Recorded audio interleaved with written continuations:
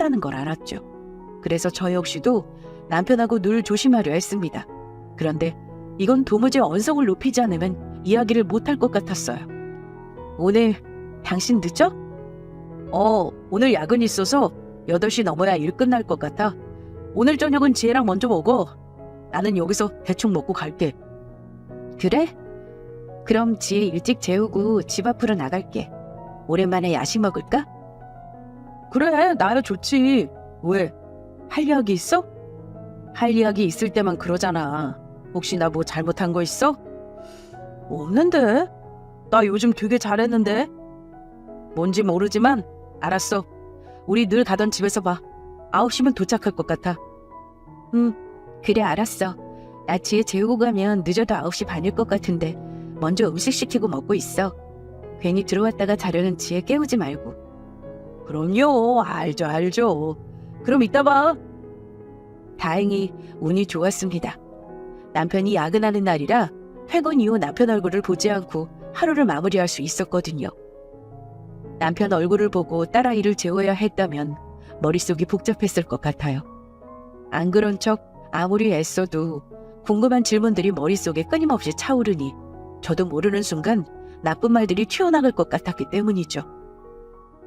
남편에겐 퇴근 후 오랜만에 야식을 먹자며 집 앞 단골집에서 보자고 전했습니다.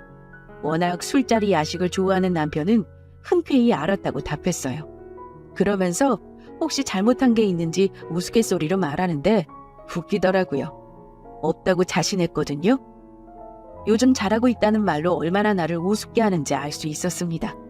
내가 알 때까지 이 사람은 아무 말도 안 할 생각이었구나.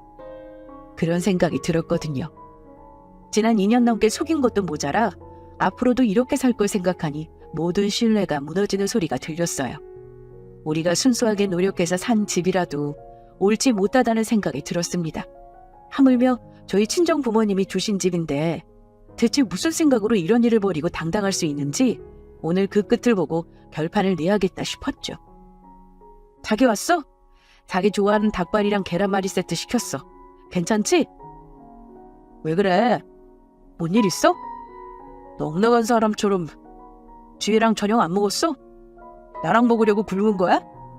방금 나온 거니까 일단 먹어. 먹으면서 이야기하자. 당신 나에게 할 말 없어? 나한테 말 안 한 거. 갑자기 뜬금없이 무슨 말이야? 내가 무슨 자기한테 비밀이 있는 거 봤어? 매일 투명하잖아. 낮에 회사에 있는 거 주말이면 지혜랑 당신이랑 같이 있고 내가 동호회 활동을 해 뭐를 해? 어머님 아버님 만나러 또 자주 가고 할 말 없는데? 말하고 안 하고가 어딨어. 매일 거의 같이 있으면서. 기회를 주고 싶었습니다. 사연 들으시는 시청자분들은 제가 답답하고 멍청하다고 욕하실 수 있을 거 알아요. 근데 사실은 그래요. 그동안 살 맞대고 살았던 부부간의 정이라는 게 그렇더라고요. 배신을 당했는데 살아온 세월이 있으니 쉽게 믿을 수 없었어요. 이미 벌어진 일이라 뒤엎을 수 없지만 이유가 있었을 거야. 말할 시기를 놓쳤을 거야. 온갖 생각들이 머릿속을 가득 메웠습니다. 결혼 생활을 유지하고 싶다면 나에게 사정이라도 할 거야 하는 생각들이 들었어요. 물론 그렇다면 그 이후엔 어떻게 할 건데? 라고 물으신다면 사실 그거에 대한 답은 명확하게 하지 못할 것 같아요. 다만 남편을 만나 할 말이 없는지 나에게 숨기는 게 없었는지 물을 땐 마치 배우자가 바람피는 걸 알고 나서 그걸 확인사살하는 느낌이었습니다.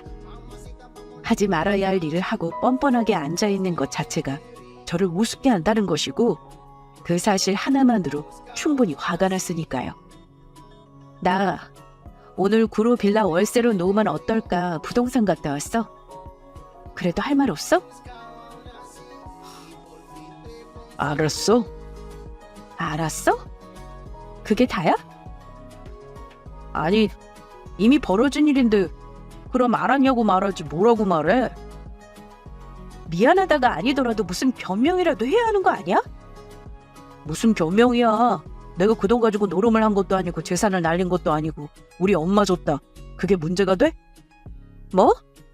당신 지금 말이라고 하는 거야? 나 모르게 월세를 한 것도 모자라 어머님 드렸다고? 그걸 이렇게 당당하게 이야기한다는 것 자체가 난 이해 못하겠는데? 구로빌라 때문에 부동산 다녀왔다는 말을 하면 미안하다는 말을 할 줄 알았어요. 월세로 전환되었다는 걸 알았으니까요. 그것도 요 몇 개월 사이가 아닌 부모님께 증여받고 이미 2년 전에 했다는 것 자체가 솔직히 누가 들어도 화내고 잘못했다고 싹싹 빌어도 모자랄 판이니까요. 하지만 남편은 당당했습니다. 너무 당당해서 화를 내고 따지고 드는 제가 오히려 이상하게 느껴질 정도였죠. 남편은 그랬습니다. 이미 벌어진 일인데 다시 되돌리지 못하고 알고 왔는데 본인이 다시 할 말이 있는지에 대한 부분이요. 거기에 한 발 더 나아가 사용처가 명확하니 잘못한 게 없다는 형식이었습니다. 다른 곳에 사용했다면 당연히 죽을 죄이고 할 말이 없지만 자식이 부모가 돈 필요하다 해줬는데 그게 무슨 문제가 되니 하는 형식이었어요. 오히려 그 당당함에 어이없고 기함하는 건 저였습니다. 그렇게 언성 높일 거 없어. 어머님 아버님한테 빌라 받고 나서 엄마가 급돈이 필요하다고 연락이 왔어. 그런데 내가 급돈이 어딨어? 못 도와드린다고 전화 끊고 나니 구로빌라가 생각나더라고. 가지고 있으면 뭐해? 은행 이자 받을 정도로 우리가 그때 힘들었던 것도 아니고 필요한 사람 써야지. 그래서 엄마 줬어. 전세자금 빼니까 당연히 월세로 돌려야 하고 그렇지 않아도 우리 엄마 생활하는 거 여유 없는데 그 월세 용돈 쓰라고 준 거고. 한마디 상의도 없이 어떻게 그럴 수 있어? 그럼 1억이 넘는 전세자금 차익은 어머님 드렸다는 소리야? 그럼 매달 60만 원씩 들어오던 월세도 2년 넘게 어머님 용돈으로 드렸다는 소리고? 뭐 그렇게 돈돈거려.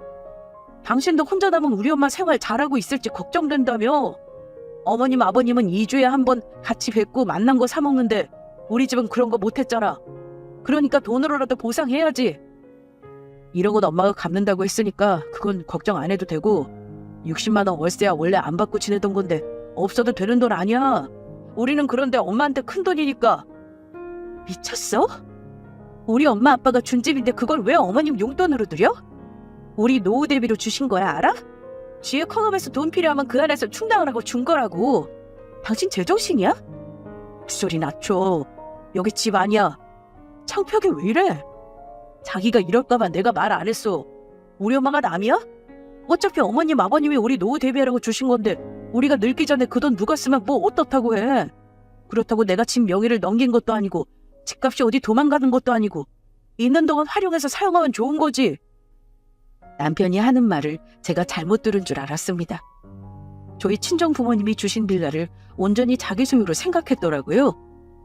제가 초반에 코미디언 이경규 명언을 말했잖아요.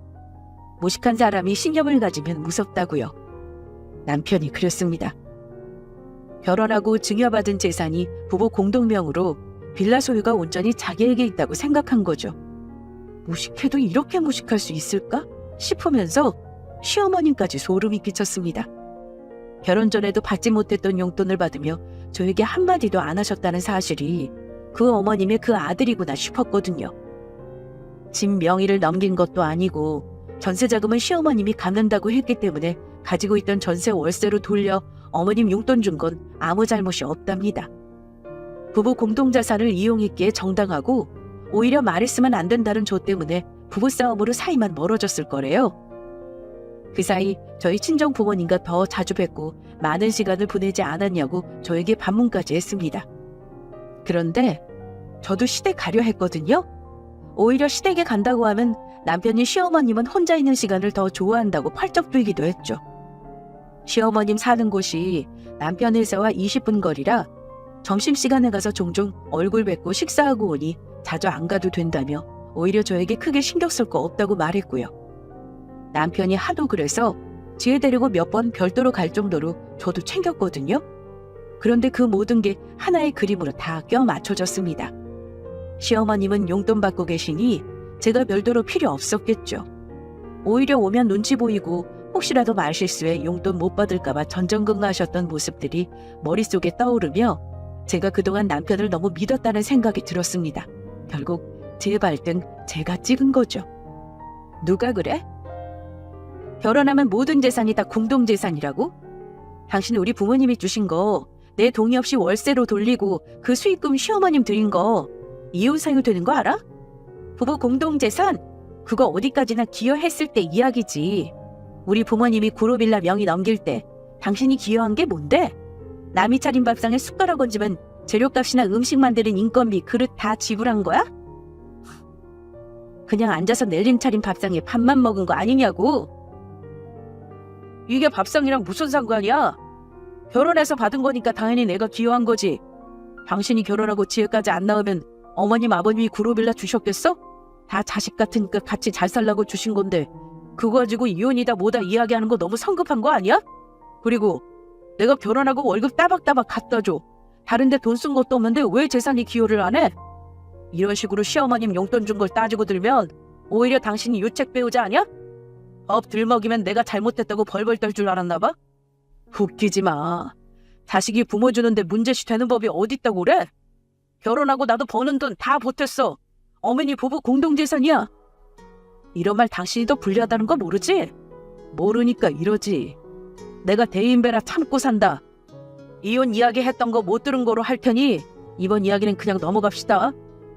남편은 정말 저희 부모님에게 받은 구로빌라가 당연히 부부 공동 소유권이라고 생각하는 것 같았습니다. 오히려 저에게 적반하장적으로 큰 소리를 냈으니까요. 이런 이유로 이혼 어쩌고 하기엔 저에게 귀책 사유가 존재한다는 말이었습니다. 엄연히 남편은 결혼 후 저희 부모님께 잘하면 하나밖에 없는 사위가 아니라 아들로 살았는데 무엇이 문제냐는 말투였으니까요. 월급도 꼬박 생활비를 비롯한 공동재산 분리기에 일조했으니 떳떳하다고 기고만장했어요. 구로빌라가 하늘에서 뚝 떨어졌다는 건 이해하거나 알려고 하지 않았어요.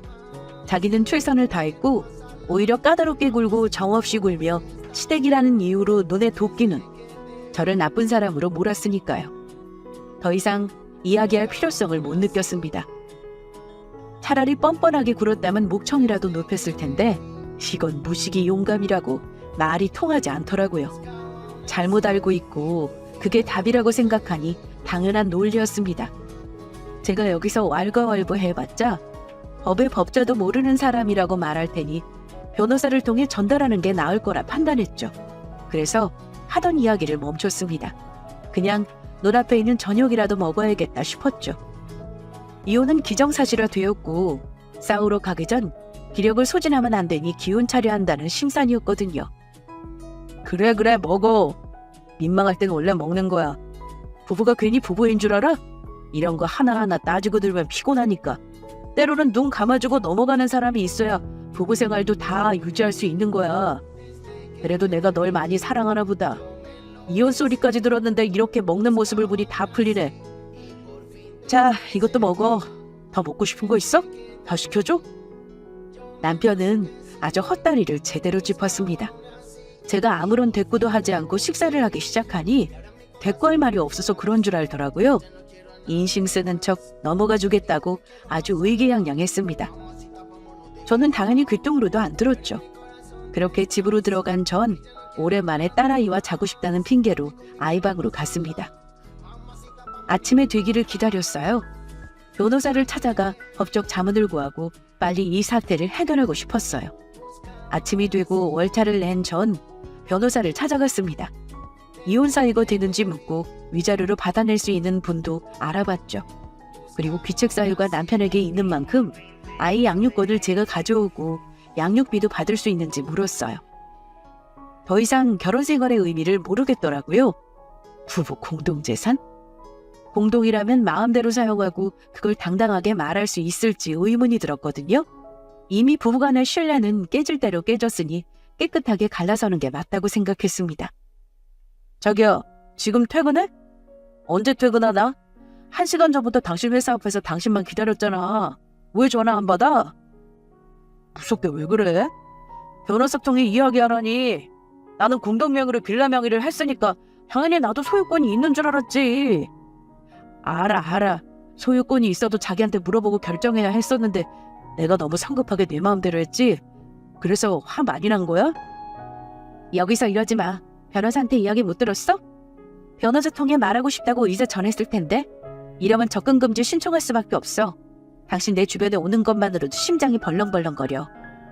대체 날 어떻게 생각하고 우리 부모님을 어떻게 생각했길래 그렇게 당당했지? 생각하고 싶지도 않아. 그래. 이제 그만 생각하자. 우리 엄마 용돈도 그만큼 드렸으면 됐지. 앞으로는 당신이 사용하고 싶은 대로 해. 엄마한테 전세자금 1억 빌려간 것도 빨리 갚으라고 말했어. 미안해. 내가 생각이 짧았어. 화 많이 났어? 자기야, 이야기 좀 해. 변호사를 통해 이혼 서류를 전달했더니 퇴근 후 회사 앞으로 찾아왔더라고요. 전화나 문자 당연히 대꾸 안 했거든요. 저희 친정 부모님께 받은 빌라에 당연히 소유권이 없다는 걸 알고 나니 똥줄이 탔겠죠. 소유권만 없는 게 아니라 임의로 재산을 소유했으니 그에 대한 부분도 꽤 컸거든요. 저는 그 부분을 위자료로 받아낸다고 했어요. 당연히 전세자금 1억은 기간을 두고 돌려받는다고 명시했고요. 그리고 월마다 시어머님한테 가져갔던 월 60만 원 다달이 받아야 하는 딸아이 양육비까지 더해 월 얼마씩 송금받아야 한다고 상세하게 명시했습니다.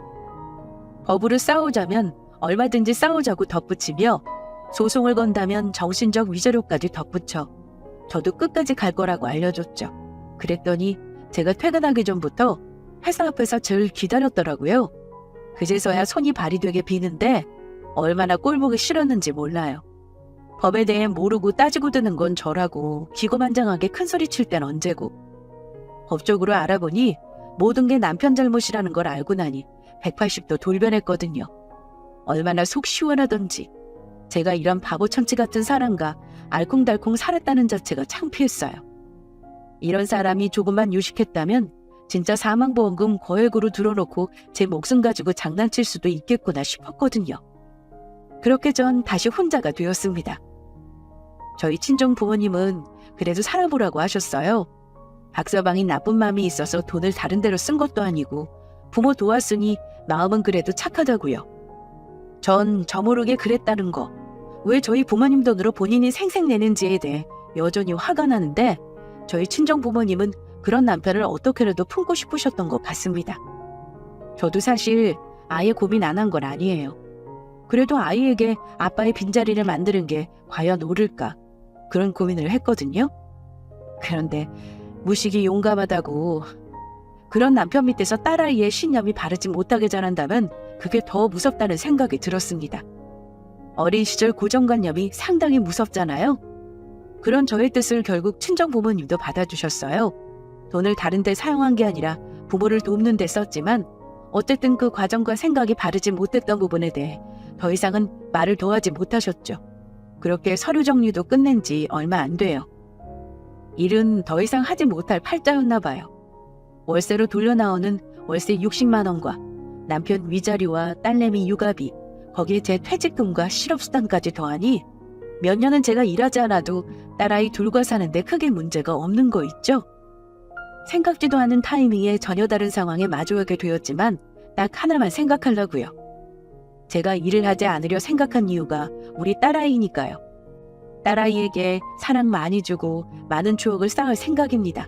그리고 지금 살고 있는 집은 내놨어요. 직장을 다닐 게 아닌데 굳이 남편과 살았던 집에 살 필요가 없더라고요.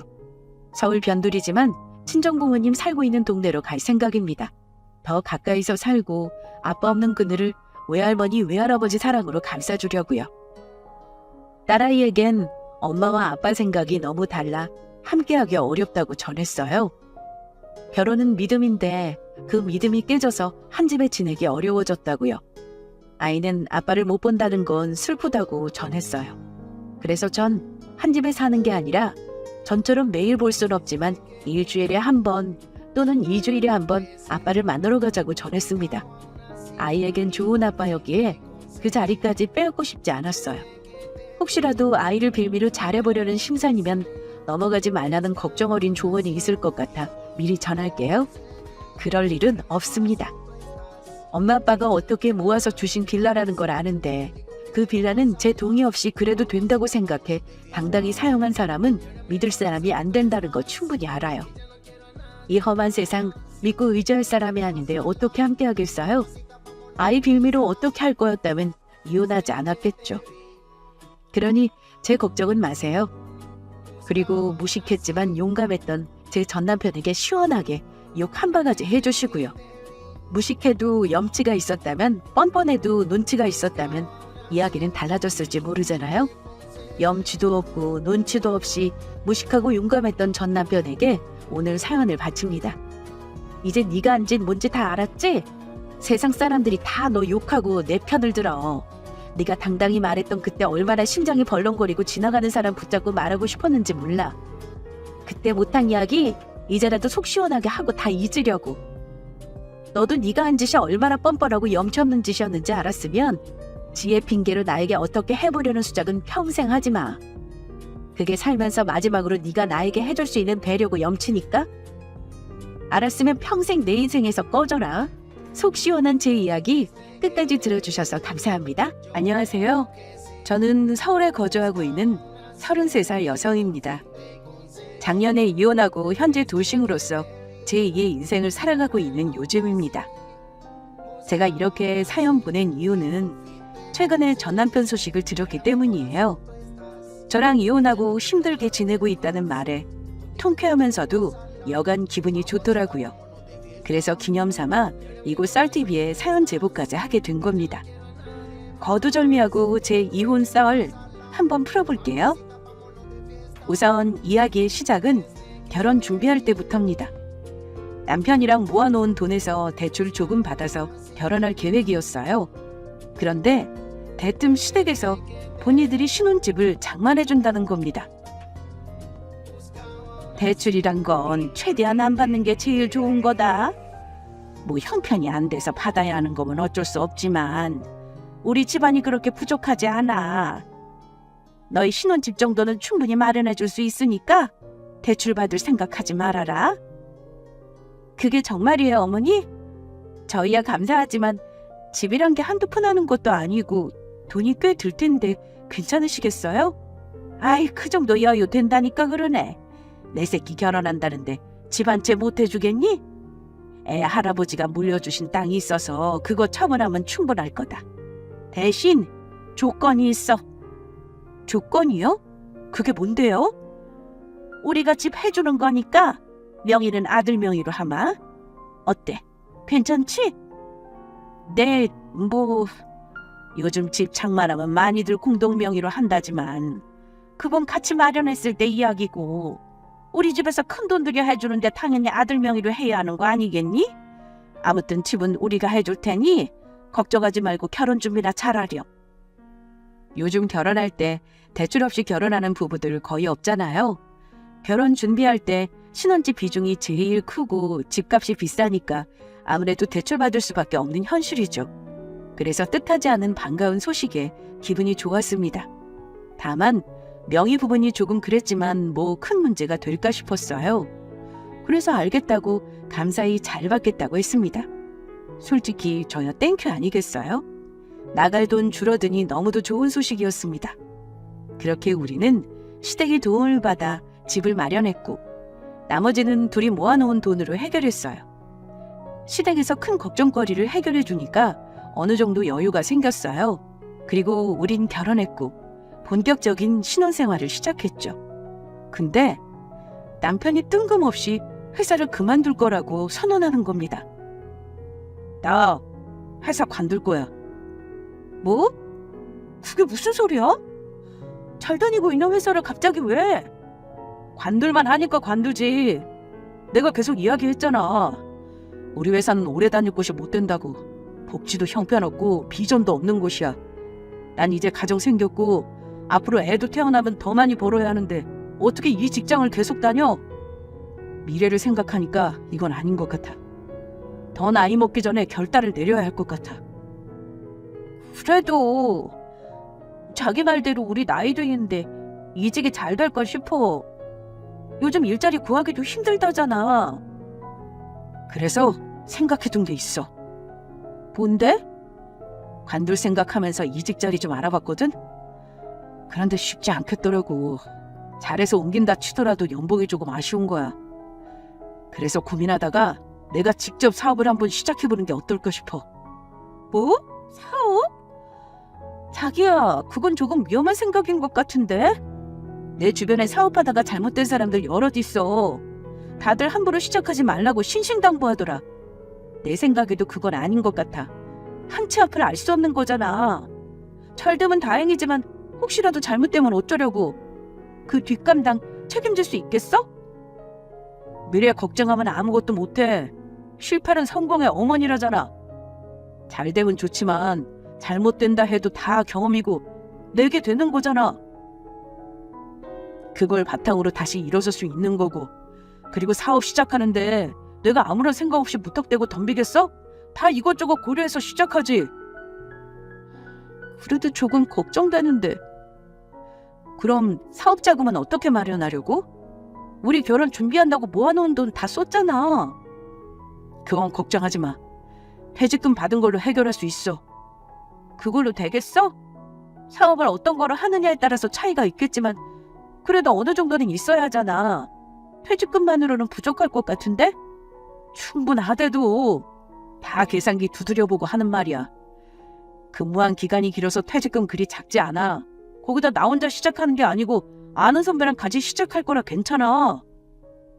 그렇다면 다행인데 그래도 걱정되는 건 어쩔 수 없네. 사업이라는 게 여러 변수가 뒤따르니까. 괜한 걱정할 거 없어.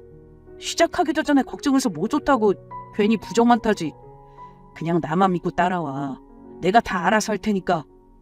갑작스런 사업 통보. 잘 다니고 있던 회사를 관두고 사업을 구상 중이라고 하니까 괜스레 걱정스러웠습니다. 그 전부터 직장에 대한 불만이 많긴 했지만 이렇게 관둘 거라고는 생각 못했어요. 이직은 할 수 있어도 사업이라니 조금 당황스러웠습니다. 그렇지만 남편이 하고 싶어 하고 빚을 내거나 크게 무리해서 시작하는 게 아니기 때문에 응원해주기로 했어요. 대신 약속을 하나 걸었죠. 그래, 좋아. 자기가 그렇게 하고 싶다면 한번 해봐. 대신 조건이 있어. 해보고 조금이라도 아니다 싶거나 매출이 감소하게 되면 2달이든 3달이든 바로 정리하기. 조금만 더 버텨보자고 시간 끌어봤자 나아지는 거 없어. 오히려 그게 더 돈 깎아먹는 짓이거든. 아니다 싶으면 빨리 정리하고 다른 일 시작하는 게 현명한 거야. 내 말 무슨 뜻인지 알지? 그래, 알겠어. 아니다 싶으면 미련 갖지 말고 빨리 정리하라는 조건을 내세우며 남편과 약속했습니다.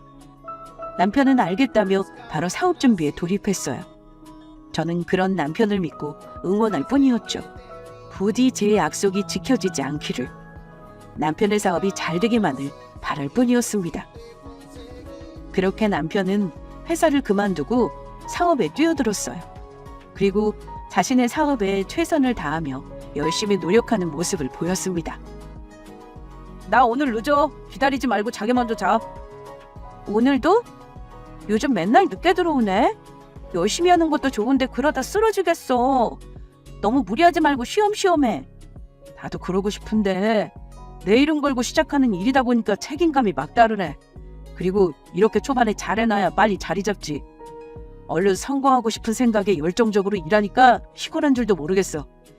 계속해서 어떻게 하면 더 좋을까 머릿속으로 구상만 한다니까? 아무튼 나 나갔다 올게.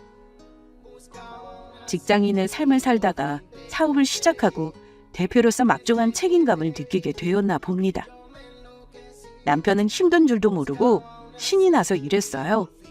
저는 그런 남편이 안쓰러우면서도 즐기면서 일하는 모습이 좋아 보이기도 했습니다.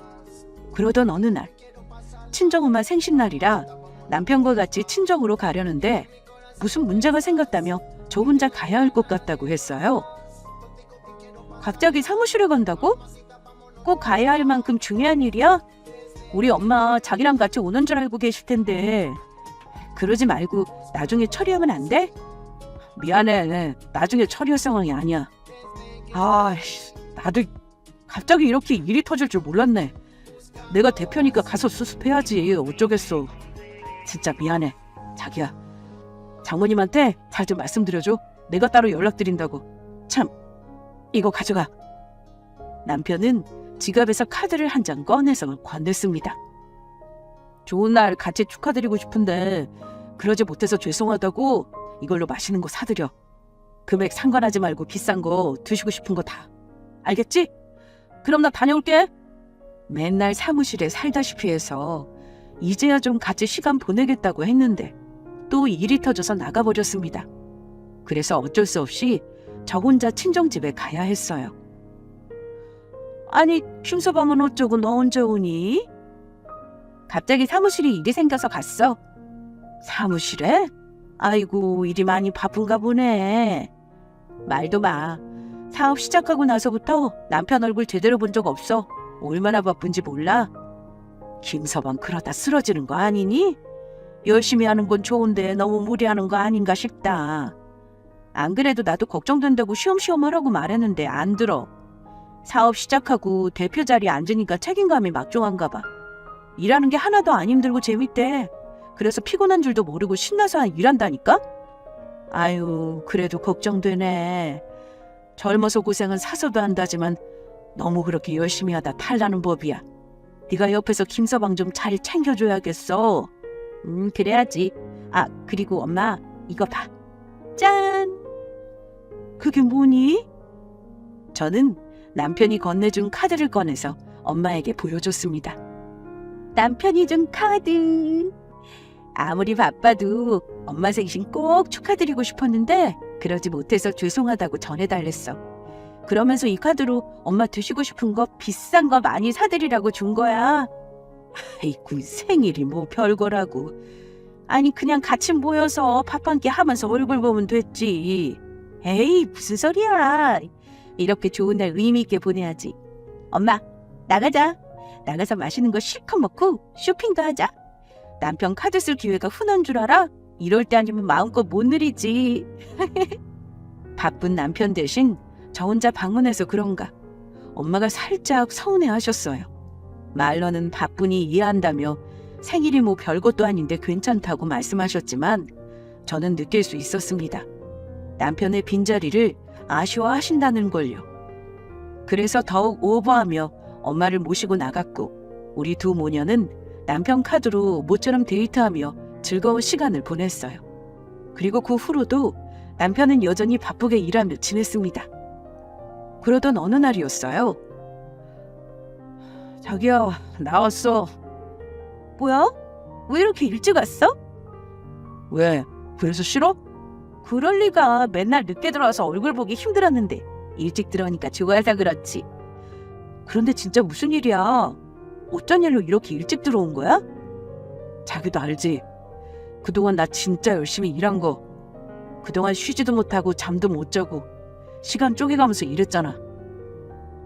그렇게 살다 보니까 사업이 어느 정도 안정권에 들어오더라고. 그리고 수익도 제법 늘었고. 그래서 기분이다 싶어서 일찍 마무리하고 들어왔지 뭐. 이런 일도 있어야 하지 않겠어? 참, 그리고 이거. 이게 뭐야? 남편은 손에 들고 있던 명품 로고가 적힌 쇼핑백을 제게 건넸습니다. 저는 이게 뭔가 싶어서 나름 기대하며 쇼핑백 안을 살펴봤어요. 그랬더니 떡하니 명품 가방이 들어있는 게 아니겠습니까? 명품 가방이잖아. 이거 비쌀 텐데. 뭐야, 갑자기? 뭘 그렇게 그 정도로 놀라고 그래? 앞으로 질리게 사줄 텐데. 남들 다니는 명품 가방 이제 자기는 골라서 매게 될걸? 뭐야 진짜. 이 정도로 사업이 잘 되는 거야? 이렇게 비싼 가방을 턱 사올 만큼? 열심히 노력하니까 돈이 술술 벌리더라고. 어느 정도 수익도 나오고 기분 좋아서 자기랑 저녁에 맛있는 거 먹으면서 파티하려고 했는데 가만 생각해보니까 미안한 거 있지? 그동안 사업 때문에 바쁘다고 가정 소홀했잖아. 그런데도 아무런 불만 불평 없이 응원해주고 기다려준 우리 여보 정말 미안하고 고마워. 이건 그동안 이해해준 보답 겸 뇌물이니까 앞으로도 이해해줄 거지? 그래야 내가 이런 가방 많이 사줄 거 아니야. 자기야, 내가 조금만 더 열심히 노력하면 우리 금방 부자 될 수 있어. 우리도 남들이 부러워할 만큼 떵떵거리만 살 수 있다고. 돈방석에 앉는 거 시간 문제야. 돈 많이 벌어서 회사 좀 키우고 집도 더 넓은 곳으로 이사가자. 그리고 자기도 외제차 한 대 뽑아서 폼나게 다녀. 사업 시작하고 나서부터 수익 나는 대로 집에 얼마씩 가져다 주긴 했는데 턱하니 비싼 명품 가방까지 사올 줄은 생각도 못했습니다. 그동안 힘들게 고생한 만큼 빛을 보는구나 싶었어요. 남편은 더 큰 성공이 머지않았다며 지금보다 몇 배로 노력하며 일했습니다. 그러면서 돈이 벌리는 만큼 남편의 씀씀이는 점점 해퍼지기 시작했어요. 자기 골프 치러 가? 계속 일만 했더니 몸이 근질거려서 말이야. 골프 좀 치면서 몸 좀 풀려고. 근데 이건 못 보던 거네? 설마 골프채 또 산 거야? 필요해서 세트로 하나 더 샀어. 뭐하러 2개씩이나 갖고 있어? 하나면 됐지. 이건 용습용이고 이건 실전용. 다 살만하니까 사는 거야. 자기 이번 차도 새로 샀잖아. 드라이브용, 출근용, 여행용. 우리 지금 차가 3대야. 그것도 자기한테만. 차는 또 왜 이리 비싼지. 유지하는 데 들은 돈만 해도 장난 아니야. 상업 잘 되는 건 알겠는데 그래도 피 없는 지출은 줄이는 게 낫지 않겠어? 기분 좋게 나가려는데 왜 잔소리하고 그래? 내가 뭐 괜히 산 줄 알아? 다 필요해서 산 거니까. 그리고 그만큼 벌었으면 나한테도 보상이라는 게 있어야지. 그래야 살맛나지 않겠어? 더 힘내서 일할 수도 있고. 자기 이번 주에 출근 몇 번 한 줄 알아? 한 번도 안 했어. 직원들한테 다 맡겨놓고 놀러 다니면서 쉬기만 했잖아. 가만히 보니까 자기 돈을 너무 헤프게 쓰는 것 같아. 아무리 돈을 많이 벌어도 그렇지 이러면 버는 것보다 쓰는 게 더 많겠어. 아이 참. 내가 알아서 할게. 자기가 버는 것도 아니잖아. 기껏 고생해서 벌었는데 이 정도도 못 누려? 이렇게 쓴다고 큰일 안 나. 쓰는 만큼 또 벌면 되는데 왜 이래? 기분이나 상하게 하고 말이야. 너무 돈을 헤프게 쓰니까 옆에서 지켜보다가 참지 못하고 잔소리를 좀 했습니다. 그러자 남편은 듣기 싫다는 표정을 잔뜩 지으며 본인이 알아서 한다고 선을 그었어요. 내가 벌어서 내가 좀 쓰겠다는 게 그게 뭐가 문제냐는 식이었습니다. 이 정도도 못하면 고생해서 돈 번 보람이 없다나 뭐라나. 그래도 조금 자제하는 게 좋을 것 같다고 이야기했지만 남편은 제 말을 귀뚱으로도 안 들었어요. 급기야는 점점 쓰는 수위가 높아져만 갔습니다. 큰돈을 만지면서부터 돈을 우습게 알기 시작했어요. 그런 시간이 몇 달간 지속됐고 남편은 돈을 펑펑 쓰며 부자놀이에 취해 있었죠. 나중에는 출근도 잘 안 하고 본인 일을 대신 처리할 사람을 세워두고 팔자 좋게 대놓고 놀려다녔어요. 그 모습을 옆에서 지켜보는데 뭔가 불안불안해 보였습니다. 그러던 어느 날이었어요. 배짱이처럼 놀기만 하던 남편이 어느 날부터인가 여기저기 전화하며 바빠 보이더라고요. 그러면서 출근도 잦아지고 또 뭔가에 스트레스 받아 하며 잠도 잘 못 자기 시작했습니다. 뭐야? 자기 안 자고 있었어? 요즘 정말 왜 그래? 통 잠도 못 자고. 그냥 잠이 안 와서. 왜 그래? 무슨 일 있어? 회사에 무슨 문제라도 있는 거야? 그냥 조금 일이 있어. 그런데 괜찮아. 잘 해결될 거야. 이런 고비 한두 번도 아니고 뭐. 옆에서 보는 남편의 모습은 이상했습니다. 말로는 별일 아니라고 하지만 사업에 큰일이 터진 것으로 보였어요. 잠도 잘 못 자고 밥도 먹는 둥 마는 둥 하고 무엇보다 초조하게 손톱을 물어뜯으며 안절부절 못하는 모습이 심상치 않았습니다. 그래서 대체 무슨 일이냐고 솔직하게 말하라고 닥달했지만 도무지 입을 열지 않았어요. 그저 별거 아니라는 말만 돌아올 뿐이었습니다. 이렇다 보니 너무 답답해서 도저히 안 되겠더라고요. 한 번은 직원들 먹을 간식을 챙겨서 남편 사무실에 찾아갔습니다.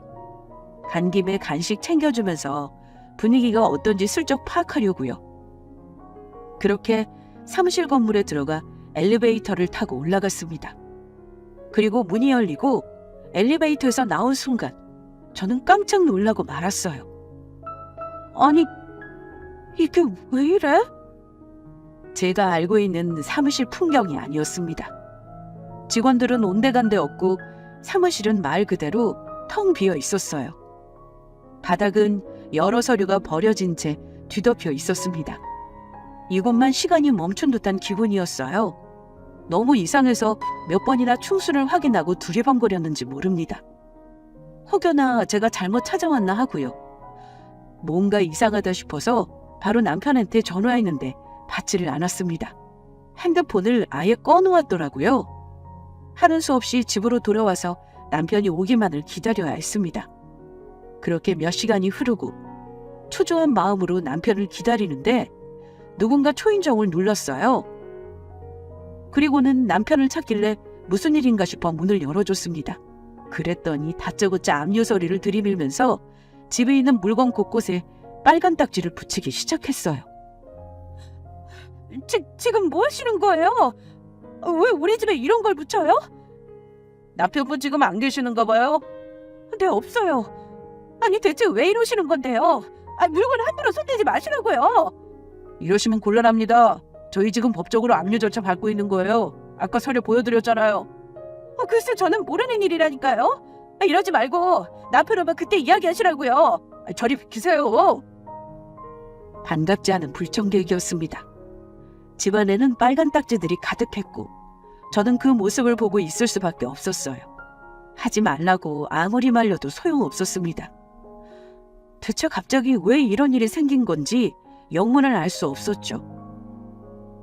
사무실도 그렇고 집도 그렇고 뭔가 잘못돼도 단단히 잘못됐다는 느낌을 강하게 받았어요. 그렇게 한 차례 폭풍이 지나간 후 저는 소파에 덩그러니 앉아 있었습니다. 곳곳에 붙은 압류 딱지만 바라보면서요. 그리고 핸드폰을 들어 남편과 동업했던 선배 아내에게 전화를 걸었습니다. 언니, 저예요. 저기 뭐 좀 물어보려고 전화했어요. 무슨 일이야? 오늘 간식 좀 챙겨주려고 사무실 갔는데 직원들이 안 보여서요. 사무실 꼴도 좀 이상하고. 혹시 뭐 좀 아는 거 있으세요? 남편이랑 통 전화가 안 돼서요. 어머 세상에, 네 남편 도망간 거 아니니? 네? 그게 무슨 소리예요? 도망이라뇨? 사실은 말이야, 소영이한테 그동안 말을 못했어. 남편이 말하지 말라고 쉬쉬하라고 해서 그냥 가만히 있었는데 이렇게 전화 온 김에 사실대로 말할게. 우리 남편이랑 네 남편 동업 틀어진 지 꽤 됐어. 몇 달 잘하다가 갑자기 네 남편 혼자서 독립하고 싶다고 사무실 따로 차렸거든? 대표가 혼자 해야 가져가는 돈이 더 많다면서 말이야.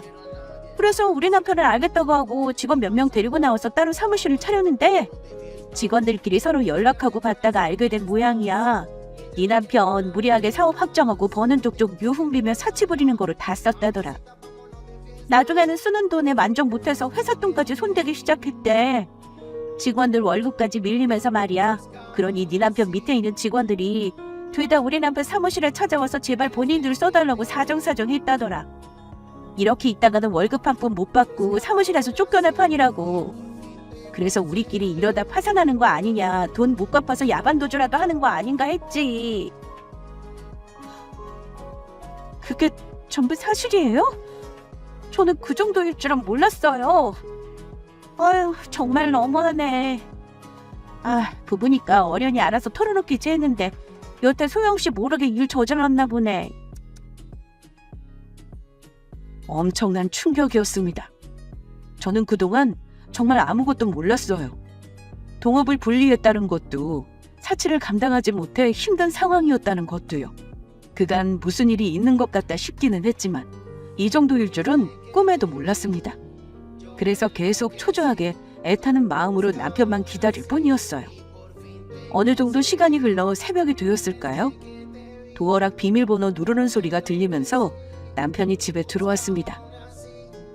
저는 서둘러 남편에게 향했고 남편은 압류 딱지를 떼어내며 가방에 돈 되는 보석과 명품들을 넣기 시작했어요. 당신 지금 뭐 하는 거야? 왜 이렇게 전화가 안 돼? 핸드폰은 왜 꺼놓은 건데? 자기 없이 나 혼자서 얼마나 답답하고 힘들었는 줄 알아? 남편은 제 말을 들은 채도 하지 않고 계속해서 가방에 물건만 챙기기 시작했습니다. 말 좀 해보라니까. 이미 압류 딱지 다 붙은 걸 챙겨서 뭐 하는데? 있구나. 지금 이럴 시간 없어. 챙길 수 있는 거 빨리 챙겨서 여기 떠나야 한다고. 뭐? 그게 무슨 소리야? 뜨긴 어딜 떠? 이 일 이렇게 만들어놓고 지금 도망가겠다는 거야? 나 낮에 간식 챙겨줄 겸 사무실 찾아갔어. 그런데 직원들이 없고 텅 비어있더라. 그뿐인 줄 알아? 집에 잔뜩 붙은 이 빨간 딱지들은 어떻고? 대체 무슨 일인데? 사무실이고 집이고 이 꼴이 된 거냐고. 당신 얼른 바른 대로 말해. 나 몰래 무슨 집 버리고 다닌 거야? 집 담보로 대출 받았어. 뭐 대출? 미쳤어. 이 집이 어떤 집이든 담보대출을 받아. 어머님이 아직은 어쩌려고. 아이 그럼 어떡해. 성공하려면 이 수밖에 더 있어? 사무실 굴리려면 돈이 있어야 하는데 어디 돈 나올 구멍이 있어야 말이지. 그렇다고 나한테 말 한마디 없이 대출 받으면 어떡해? 안 그래도 사업이고 뭐고 다 망해서 속상한 사람한테 따져서 뭐 할 거야? 내가 뭐 놔뒀다고 대출 받았어? 너랑 나 우리 부부 행복하게 살고 싶어서 그런 거잖아. 그게 뭐 그리 큰 잘못이라고 이래. 당연히 잘못이지. 뜻이 어찌됐든 함께 사는 집이잖아. 그리고 난 당신 아내고. 그런 큰 결정하기 전에 배우자한테 말하는 게 예의라고. 진짜 어이가 없네. 그건 공동명의일 따라 해당하는 말이지. 뭐? 잊었어? 이 집 우리 부모님이 해주신 거잖아. 내 명의로 된 집이라고. 내가 내 집으로 대출 받으면서 너한테 상의까지 해야 해? 어떻게 그렇게 말할 수가 있어? 당신 명예니까 대출을 받든 뭘 하든 간섭하지 말아라 뭐 이거야? 아, 그만하자. 너랑 이렇게 말씨름할 시간 없어. 아니, 난 말해야겠어. 아무리 이 집이 네 명의라고 해도 함께 사는 집이고 네 배우자라서 난 알 권리 있어. 그리고 이것 말고도 네가 나 몰래 저지른 짓이 참 많아. 부부가 뭐니? 혼자서 끙끙대고 제멋대로 보는 게 부부야? 물론 걱정할까봐 비밀을 하는 것도 있겠지. 그런데 넌 그게 아니잖아. 그냥 날 무시하고 네 멋대로 군 거잖아. 마음대로 대출받아서 사업 확정하고 돈 쓰는데 미쳐서 흥청망청 쓰다가 네 사치 감당 못해 이 지경 된 거 아니냐고. 당신 회사 돈에도 손댔다며? 직원들 월급도 안 주고 이 집 감당을 어떻게 하려고 이러니? 그래서 결국 생각해낸 게 돈 들 만한 거 챙겨서 야반도주 하는 거야? 그래? 아, 그만 좀 해. 누구 뭐 좋아서 이래? 앞으로 살려면 이 수밖에 없잖아. 그리고 그동안 가방이며 목걸이며 비싼 거 사줄 때마다 좋다고 한 게 누군데? 당신도 좋았잖아. 나만 환장한 것처럼 그렇게 말하지 마. 내가 언제 사달라고 했어? 당신 마음대로 사들고 온 거잖아. 그래, 물론 좋았어.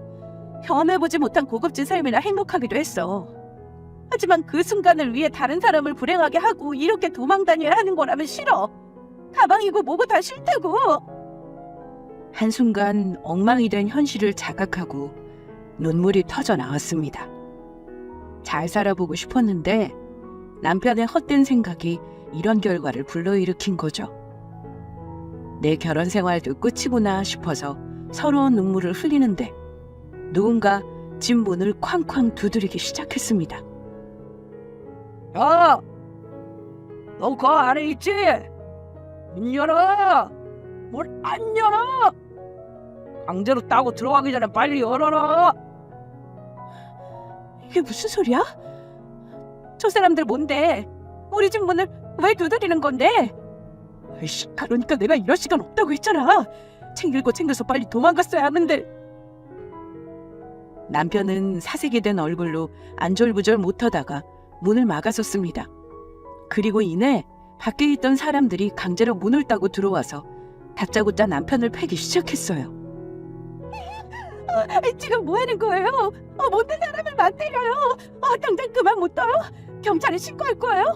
신고는 무슨? 마음대로 해봐. 그런 게 우리한테 통하나?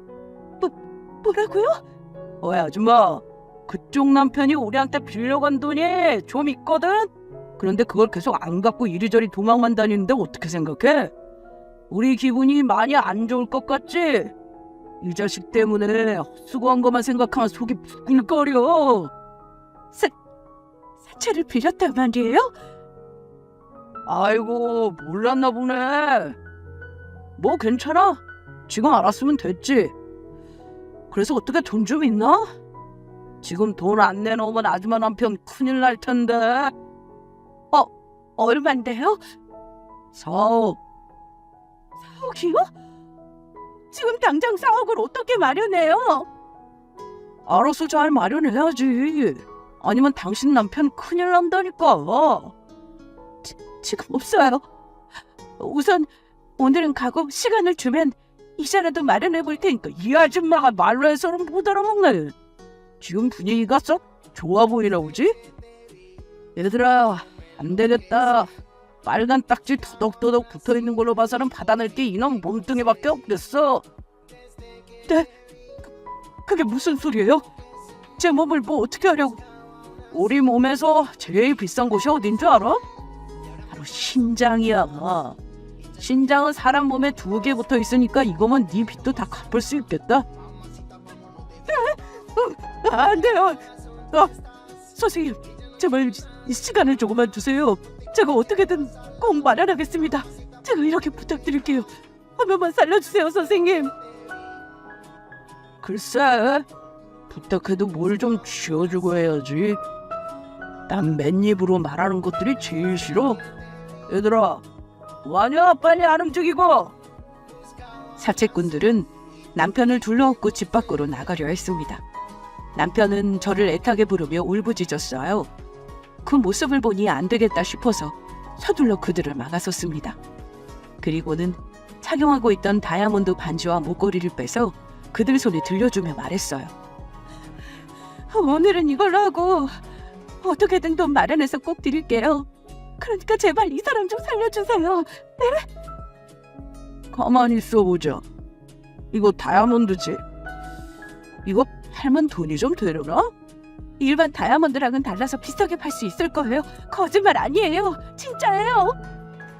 아무리 남편이 답 없고 미워도 사람은 살리고 봐야 하는 거잖아요. 남편이 잘못되는 건 원치 않았기에 몸에 걸치고 있는 걸 다 주고 빌었습니다. 그러자 사채꾼들은 이틀의 시간을 줬고 그때까지 돈을 마련하지 못하면 다 털릴 줄 알라며 사라졌어요. 남편은 구슬땀을 흘리며 넋이 풀린 채로 울고 있었죠. 여보, 정말 고마워. 당신 아니었으면 나 정말 큰일 났을 거야. 고마울 거 없어. 평범하게 끝나고 싶었을 뿐이야. 뭐? 끝내다니? 그게 무슨 소리야? 그럼 내가 계속 당신이랑 같이 살 줄 알았니? 저 몰래 많은 일들을 벌였다는 걸 알게 된 순간, 그리고 그걸 조금도 미안해하지 않는 모습에서 저는 결단을 내렸습니다. 이 남자를 평생 믿고 살 수 없겠다고요. 아무리 빚이 많고 사채꾼들에게 쫓겨도 믿음만 있으면 문제 없어요. 하지만 남편은 저를 무시했고 독단적으로 일을 쳤기 때문에 믿음이 깨졌습니다. 그래서 지금 이혼이라도 하자는 거야? 당신 정말 잔인하다. 지금 내가 이 꼬락서니가 됐다고 버리는 거야? 버린 건 당신이 먼저야. 난 부부끼리 비밀 같은 거 없어야 한다고 생각해. 조금의 비밀이 있어도 그게 상대방을 기만하는 건 용납할 수 없어. 난 당신한테 철저히 무시당했고 속았어. 그리고 믿음이고 뭐고 다 깨진 상태야. 이런 마음으로 결혼 생활을 어떻게 이어가니? 내가 말했잖아. 우리 둘의 행복을 위해서 어쩔 수 없는 선택이었다니까. 그런 소리 집어치워. 지금 우리 꼴을 봐. 행복을 위해서 한 선택의 대가가 어떤 건지. 난 이제 더 이상 당신하고 함께하고 싶지 않아. 그럼 아까 왜 그랬어? 그냥 죽게 내버려두지 왜 그렇게 간절히 빌었냐고. 날 사랑하니까 그런 거 아니야? 아니야. 이젠 당신을 사랑하지 않아. 다만 잘못되지 않는 걸 바랄 뿐이야. 나 당신이랑 지금보다 더 나쁘게 헤어지고 싶지 않아. 서로 더 이상 못난 모습 그만 보이고 좋게 끝내자. 안 돼. 그렇게는 못해. 아까 그 자식들 못 봤어? 당신이랑 끝내면 난 쥐소자도 모르게 죽을 수 있다고. 어머니께 부탁드려 볼게. 당신이 말하는 건 그럴 테니까 내가 잘 말씀드려 볼게. 당신 일이라면 두 발 붙고 도와주실 거야. 우선 이자부터 해결하고 그 다음은 어머니께 도움받아서 해결하자. 안 되면 경찰에 신고하고 제대로 파산조차 밟아. 그럼 괜찮을 거야. 싫어. 죽어도 그렇게는 못해. 경찰에 신고한다고 저 새끼들이 눈 하나 깜짝할 것 같아? 나 이렇게 된 거 엄마 알면 쓰러지실지도 몰라. 여보, 내가 이렇게 부탁할게.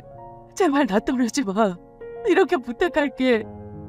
지금 내 상황이 이런데 버리면 당신이 날 죽이는 거라고. 남편은 눈물 콧물 다 짜면서 저를 붙잡았습니다. 이렇게나 서럽게 우는 꼴을 처음 봤어요. 이미 끝내기로 마음먹었기 때문에 다시 되돌릴 생각은 없지만 조금 더 기다려줘야겠다 싶었습니다. 남편이 잘못한 건 많지만 죽기를 바라지는 않았어요. 전처럼은 아니더라도 생명이 위협받지 않고 살았으면 좋겠더라고요. 그래서 경찰에 신고하고 사건 해결하는 데 도움 준 뒤 어느 정도 마무리되면 이혼해야겠다 싶었어요. 남편한테는 그렇게 말까지 해놓은 상태였죠. 그 뒤로 저는 따로 가지고 있던 돈으로 우선 이자를 해결했고 파산 절차와 여러 가지를 알아보러 다니면서 시모에게 조심스레 도움을 청했는데 부랴부랴 찾아와서는 난데없이 제 뺨을 때렸어요. 내 인연, 네가 뭔 짓을 했길래 이 집이 넘어가? 멀쩡히 잘 굴러가던 사업이 왜 쫄딱 망하냐 이 말이야. 그걸 왜 저한테 따지세요? 제가 그런 것도 아닌데 말씀드렸잖아요. 사업이 어려워서 어쩔 수 없이 대출받은 거라고. 남편한테 물어보시면 알 거 아니에요. 네가 부칙인 걸 내가 모를 줄 알고? 네 씀씀이가 해프니까 다 치장하는데 돈 쳐가는 거 아니야. 우리 아들은 고생해서 일하는데 집에서 탱자 놀면서 돈 펑펑 써대니까 좋지? 분명 네 씀씀이 때문에 사업 어려워진 거야. 그걸 막으려고 이 집 담보로 대출받으라고 꼬셨을 테고. 이래서 집안에 여자가 잘 들어와야 한다는 건데 이제 어쩔 거냐? 너 때문에 우리 아들이 사업 말아먹고 집까지 뺏기게 생겼어 이거사. 네가 다 책임져라. 다 해결하라고 이 도둑년아. 남편이 하도 부탁해서 핵심적인 이야기는 빼고 그냥 사업이 어려워서 대출받았다고 거짓말했습니다. 그랬더니 시모는 제 씀씀이가 해퍼서 망한 거라며 저를 탓했어요. 이렇게 능력도 없고 돈만 축내는 식충이를 며느리로 들였으니 내가 미쳤어. 눈에 안 차도 내 아들한테는 잘하겠지 싶었는데 들이면 안 될 걸 들였구먼. 내 아들 정도면 더 좋은 여자 만날 수 있었을 텐데 다른 집 며느리들은 밖에 나가서 돈만 잘 벌더라. 대체는 언제까지 시댁이랑 남편한테 얹혀서 추잡스럽게 살 거냐? 돈도 못 벌면 알뜰하기라도 해야지. 살림을 어떻게 했길래 멀쩡한 사업이 다 망하냐고. 안 되겠다. 앞으로 경제권 다 내가 관리하마. 미녀한테 맡겼다가는 내 아들 잘못 되겠어. 그러세요. 그럼 어차피 끝내려고 했는데 그냥 더 앞당겨서 끝낼게요. 뭐야? 여보, 저 이 사람이랑 이혼할 거예요. 뭐냐? 그래, 이제야 본색을 드러내는구나. 사업 망하고 집까지 넘어가서 더 이상 파물 나올 게 없으니까 내 아들 버리겠다는 거 아니야? 그런데 너 사람 잘못 봤어. 내가 너 같은 년들 제대로 상대하고도 남는다. 이 꽃뱀 같은 년. 이혼 같은 거 꿈도 꾸지 마라. 앞으로 넌 평생 우리 가족한테 시달리며 살 줄 알아? 시모는 저를 노려보며 씩씩거렸습니다. 그때였어요. 누군가 집에 쳐들어왔는데 그건 다름 아닌 사채꾼들이었어요. 아이고, 오늘은 손님이 오셨나? 어떡해, 돈은 준비됐고. 아니, 이 사람들은 다 뭐냐? 나요. 난 이 사람한테 돈 빌려준 사람인데요? 이게 무슨 소리야? 우리 아들이 왜 댁한테 돈을 빌려요? 하니까 빌렸었겠지. 왜 빌리는지 그 이유를 일일이 들어야 하나? 돈만 잘 갚으면 됐지. 그나저나 나 바쁘니까 빨리 돈부터 가져와. 유감이지만 줄 돈이 없네요. 이제 저 이 사람이랑 이혼할 거고 아무런 관련 없는 사람이니까 여기 이 사람한테 돈 받으세요. 이 인간 엄마니까. 이러면 상당히 곤란한데? 아니, 이게 또 무슨 상황이야? 너 이 사람들한테 돈 빌렸니? 사채 뭐 그런 거야? 그러니까 왜 아내를 자극하고 그래? 안 그래도 아내가 도와주고 있는데 엄마는 알지도 못하면서 왜 사람을 모함해? 엄마 때문에 다 망했어. 엄마 때문에 나 이혼 나가고 죽게 생겼단 말이야. 어머니, 대체 이게 무슨 상황인지 이해가 잘 안 가시죠? 요약해서 말씀드리면 이 인간이 사고를 제대로 쳤어요. 제가 사치를 부리면서 펑펑 쓴 게 아니라 어머님 아들이 꼴값을 떨고 다녔어요. 부자놀이하는데 미쳐가지고 집 담보로 대출받고 회사 돈도 손대고 심지어 사채까지 끌어쓴 거 있죠? 전 그동안 그거 수습해주고 있었고요. 어차피 이혼할 생각이었지만 까딱하면 남편이 죽을 판이라 그래도 사람은 살려야겠다 싶어서 도와준 건데 어머니께서 이렇게 나오시니 그냥 손 떼려고요. 그럼 뒷감당 잘하세요. 부디 건강하시고요. 저는 그 말을 끝으로 미리 싸놓은 짐을 챙기고 나왔습니다. 그리고 바로 이혼 절차에 들어갔어요. 뒤늦게 정신 차릴 시모는 부랴부랴 미안하다고 다시 돌아와 달라고 사정했지만 제가 미쳤나요? 도와준 은혜도 모르고 저를 꽃뱀 취급했는데 그래도 뭐 본인 아들 일이니 시모가 어떻게든 돈 마련해서 수습해 줄 거라 생각됩니다. 앞으로 시댁 사정이 많이 어려워지겠지만 모두 남편이 자초한 일이죠. 그럼 마지막으로 여러분, 무슨 일이 있어도 사채는 절대 쓰지 마세요. 제가 직접 겪어보니까 못할 짓이더라고요. 그럼 지금까지 제 긴 사연 들어주셔서 감사합니다. 안녕하세요. 저는 경기도에 거주하고 있는 평범한 주부입니다. 제가 이렇게 사연을 보낸 이유는 사고로 힘든 후유증을 이겨내고 있는 아주버님 때문이에요. 조금이나마 위로와 응원의 글로 힘이 나길 바라는 마음에 사연 보냈습니다. 또 지난 날을 돌이켜보며 새롭게 부여받은 인생을 힘차게 출발하셨으면 좋겠어요. 저는 2년 넘게 사귄 남편과 결혼했고 평범한 결혼 생활을 보냈습니다. 남편에게는 위로 형이 하나 있었는데 딱히 만나는 사람도 없고 일 때문에 결혼 걱정이 없으니 저희 보고 먼저 결혼하라며 축하해 주셨습니다. 당시 남편은 한창 사업을 하던 중이었는데 돌연 우리 가정에 위기가 찾아왔어요. 지금 뭐 하시는 거예요? 마음대로 쳐들어와서 남의 집 물건을 함부로 만지냐고요? 지금 공무 수행 중인 거 안 보이세요? 자꾸 이러시면 방해죄로 잡혀가십니다. 난데없이 사람들이 쳐들어와 우리 집 살림에 빨간 딱지를 더덕더덕 붙이기 시작했어요. 이것저것 둘러보니 온통 빨간 딱지들 뿐이었습니다. 저는 서둘러 남편에게 전화했죠. 하지만 남편은 종일 전화를 받지 않더군요. 그러다 늦은 새벽이 되어서야 술에 취해서 비틀거리며 들어왔습니다. 당신 술 마셨어? 지금 우리 집이 이 지경인데 술이 넘어가? 그럼 어떡해. 술이라도 마셔야 살 것 같은데. 대체 무슨 일이야? 뭘 어떻게 했길래 빨간 딱지를 붙여? 당신 사업 괜찮다고 했잖아. 대체 이게 무슨 상황인데?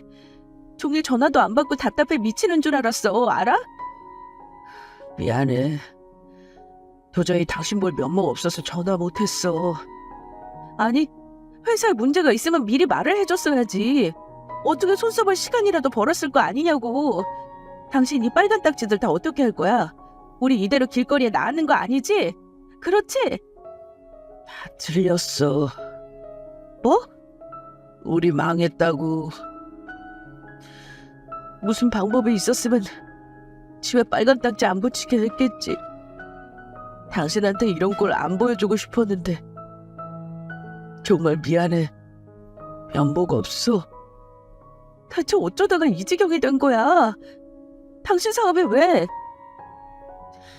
더 잘해보려다가 망한 거지 뭐. 그래서 만약 이렇게 자책만 하고 있을 거야? 뭐라도 해봐야 하잖아. 나랑 우리 애들은 어떡하라고. 할 수 있는 게 아무것도 없어. 나도 할 수 있다면 지푸라기라도 잡고 싶은데 도저히 해결할 방법이 없어. 아주버님 있잖아. 말씀드렸어? 형? 안 돼. 형한테는 알리지 마. 왜? 지금 이럴 때야? 우리 가족 길거리에 나 앉을 판인데 숨길 일이냐고. 아주버님이라면 분명 도와주실 거야. 말씀드려보자. 아주버님은 능력도 좋아서 돈도 잘 버시잖아. 우리 도와주실지도 몰라. 아, 글쎄 안 된다니까. 언제까지 형한테 신세지라고. 당신 잘 알잖아. 형이 나한테 얼마나 희생했는지. 그런 형한테 내가 어떻게 또 부탁해. 난 못해. 이번 일은 형한테 알리고 싶지 않아. 그러니까 당신 혹여라도 연락할 생각하지 마. 남편한테 형은 부모님 같은 존재였습니다. 어릴 때 한날 한시에 부모님을 잃고 형과 단둘이 자랐어요. 어린 남동생을 홀로 키워야 한다는 무게감에 빨리 천이 든 아주버님은 부모님의 역할까지 수행하며 남편을 키우셨습니다. 자세히 말해 남편 뒤치다거리를 다 해주셨어요. 그 많은 고생을 하면서 말이죠. 그러다 뒤늦게 살던 집이 재개발되었고 판돈을 남편과 반반 나누었어요. 남편은 그 돈으로 사업을 시작하게 되었고 아주버님은 중간중간 어려운 고비가 생길 때마다 남편을 도와주셨습니다. 그래서 그런지 남편은 늘 아주버님께 미안해했어요.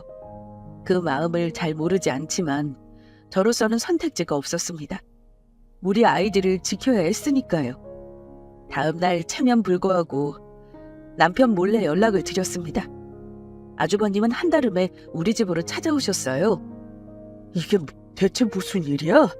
집에 빨간 딱지들은 다 뭐고? 형!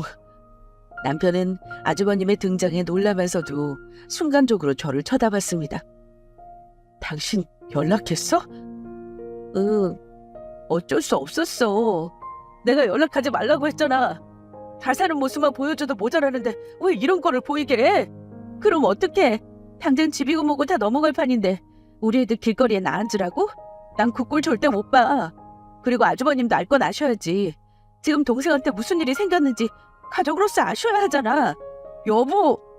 그만해. 재수 씨 말이 다 맞아.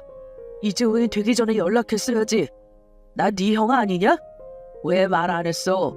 네가 제일 먼저 말했어야지. 그러면 형이 뭐라도 도와줬을 거 아니야? 내가 어떻게 또 형을 연락해. 내가 그렇게 염쳐놓은 놈 아니야. 그동안 받은 것만 해도 아직 다 못 갚았다고. 내가 언제 너한테 갚으라고 했어? 그저 잘 사는 것만 된다고 했잖아. 너랑 재수씨 조카들이랑 행복하게 살기만 하면 그깟 돈 필요 없어 임마. 형. 헤이. 미안해. 또 이런 걸 보여서. 남편은 결국 미안함에 눈물을 보였습니다. 그리고 저는